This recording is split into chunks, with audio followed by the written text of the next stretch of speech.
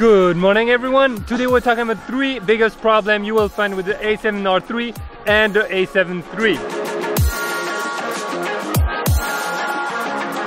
Before we get into the video, I want to warn you, this is a special review because we're in the rice field in Lombok in Indonesia right now. So it might be a bit different, there might be a little bit of distraction around us, but let's just focus on the three biggest problems that camera has, the A7R3, and also sadly the A7 III has the same problems.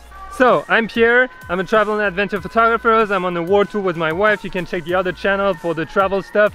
But I've had this A7R3 for the past few months now. I've had the Panasonic G85, GH5, Nikon D750, so I've had many cameras.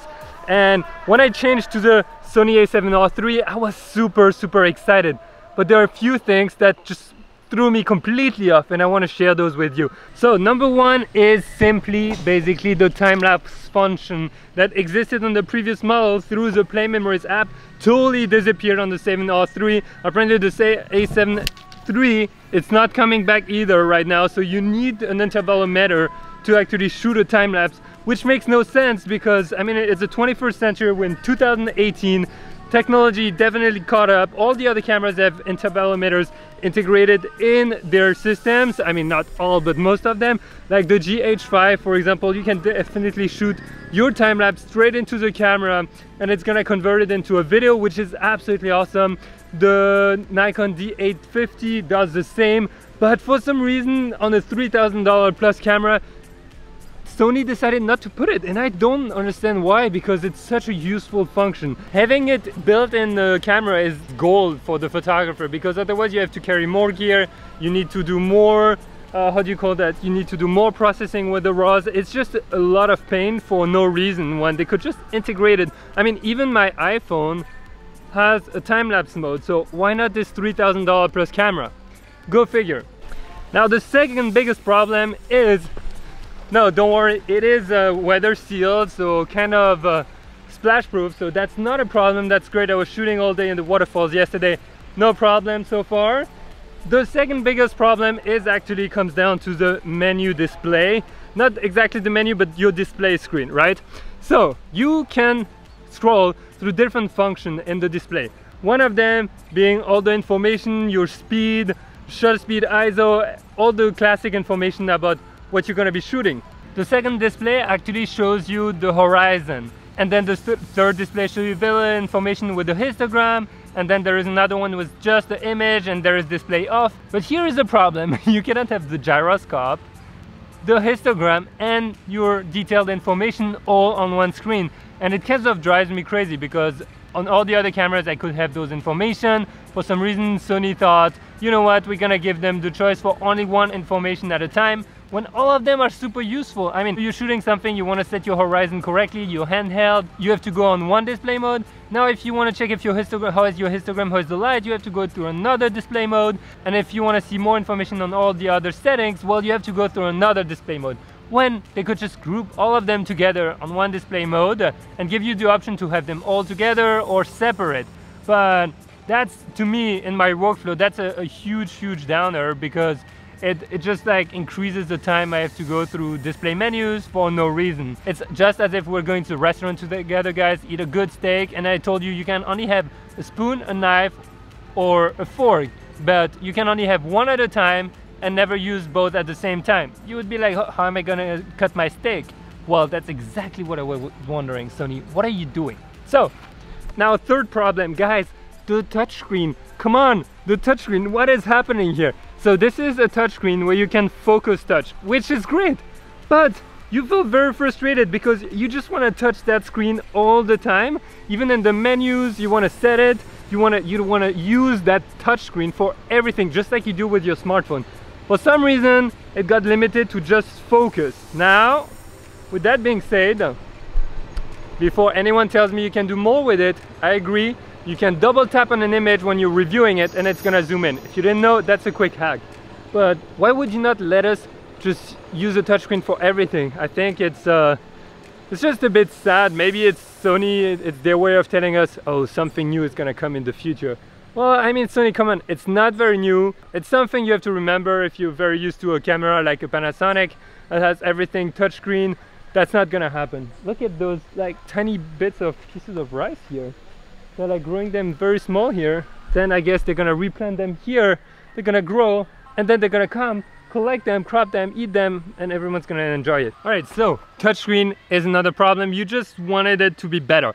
It's not a deal breaker in my opinion. For anyone, it shouldn't be a deal breaker. It's just be something you should keep in mind. Now, there are other 3 problems that I want to share with you that are only mainly for video. So if you're not interested, go watch one of the other videos, but you have to know that. So for video, the really frustrating thing is that, whoa, guys, I need to show you in the background, there is a mountain. Sorry, I'm gonna get right to that point, but this is so cool. Look at that. You see over there? In the background, that's actually a volcano that's 3,700 meter high plus, which is equivalent to almost 10,000 feet or more, which is insane. And we're in the middle of Lombok in Indonesia. It's wow, it's so beautiful. First problem is that when you're setting your audio recording levels, you know, you want to, if you have an external microphone, you want to set the audio recording levels. Well, guess what? You can only do so in video mode. And the problem is it doesn't apply to any of the other modes, meaning if you're not in video mode, your settings did not apply, which is very frustrating because I'm going to explain to you. If you shoot, for example, in A mode and you just want to turn on quickly, the audio levels are going to be adjusted automatically, which means they're going to start super high and then they're going to go down and they might go up again depending on the ambient sound. That's super frustrating when you're editing. Now, the other huge challenge, and I wonder why Sony never thought of that, or maybe never edited one of their videos with their cameras. I don't know, it's just so frustrating. The file numbering system, it makes no sense. I will tell you why. Every time, whoa, look, that one, that field is like whole fresh. They just put water. They're gonna be planting like this one very soon, but there's a lot of mud. Anyway, so the file numbering system makes no sense simply because, whoa, I'm gonna fall. Because every time it changes memory card, it resets. Imagine you shoot on a card, then it switches to the second card.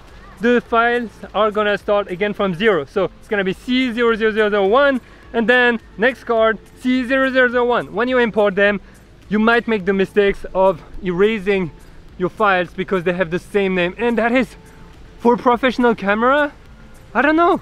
Don't do that. Don't do that, Sony.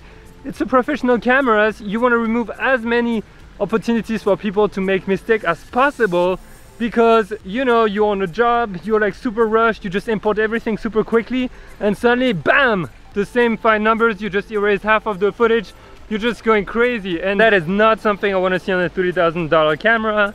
But yeah, so that's something, a little trick if you're frustrated by that. Also, every time you import, put them in a folder and then select all your files, rename them, maybe with the date in front of it, and then when you import a second card, well, just rename them with the date, but add a B or 2 or something to make the name unique, because it's gonna be a nightmare for you to edit in the future otherwise. Also, if you import it in a project like movie processor project and stuff, it gets really confusing. So that's huge drawback I see with the Sony right now. And when you're shooting video, and before that, look at that new rice field, corn there. Pretty impressive. They're growing a lot of different things, and also tomatoes over there. Just wow. Back to the last problem. The last problem is that plug. The microphone plug is actually very weak. I've been using that camera for 2 months and it already doesn't work properly anymore. For some reason, if you move slightly the plug, then one of the channel, the audio channel, is gonna cut out completely, which is crazy. The camera is supposed to be weather sealed, like dust proof, everything, and it's already breaking. $3,000+, and your microphone plug is not even strong enough. So if you're thinking of using it for video, make sure you're like uber protecting the side of the camera, so you never even like touch slightly that plug, because it's gonna like destroy your footages and you're gonna end up in dual mono footages, and it's just another step to edit. It makes no sense. It degrades the quality of the audio that you're using. I mean, it's just very sad, to be honest. Overall, I still think that camera is absolutely awesome, but there are so many reviews telling you how amazing it is, but very few that tell you actually in real condition of usage, the real problem that you're gonna have. And those are, for me, the biggest problems, and they're almost deal breakers if you have another option, or if you're gonna change completely system like I did.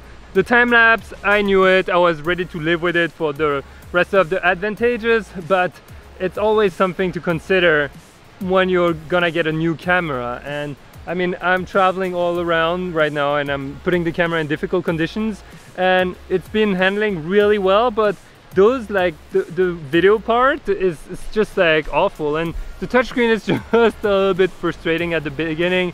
After it gets better, but it's something everyone should be aware of before they're getting any of those cameras, the A7R3 or the A7 III. Those are the same drawbacks you're gonna have on those cameras.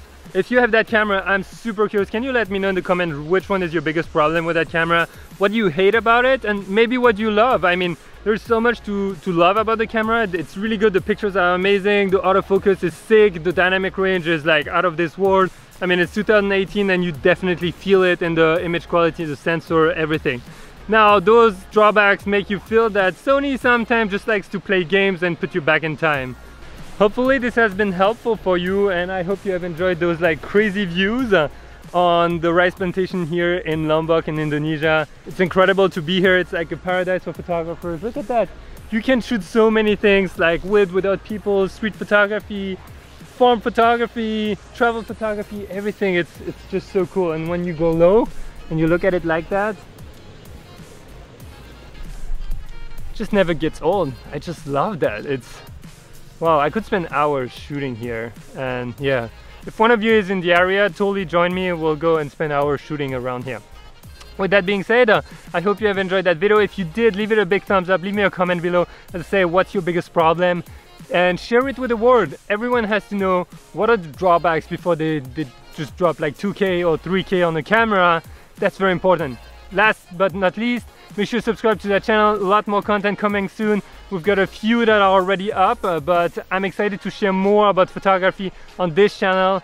And for the travel vlog, for the raw adventures, go make sure you check out the other channel. And I will see you in the next episode. See you guys. Bye bye.